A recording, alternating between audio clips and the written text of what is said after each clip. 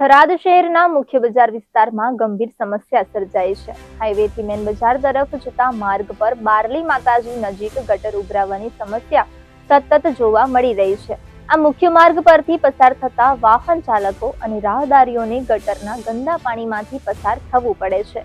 વેપારીઓએ આ સમસ્યાના કાયમી નિરાકરણની માંગ કરી છે, ત્યારે ગટરના ગંદા પાણીથી વેપાર ધંધા પર અસર પડી રહી છે અને આરોગ્યની દ્રષ્ટિએ પણ જોખમ ઊભું થયું છે.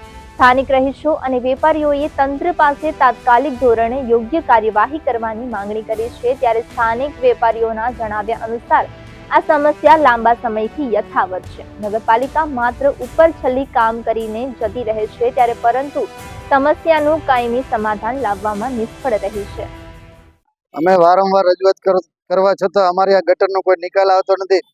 24 કલાક પાણી ભરાયેલું પડ્યું રહે છે અને નગરપાલિકાને અમારી નમ્ર વિનંતી છે કે આ સમસ્યાનો અમને નિકાલ લાવી આપે.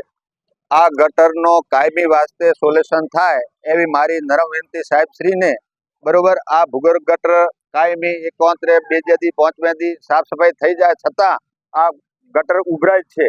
બરોબર, આ જગ્યા છે આ બારલી માતાનું મંદિર, માર્કેટ યાર્ડ.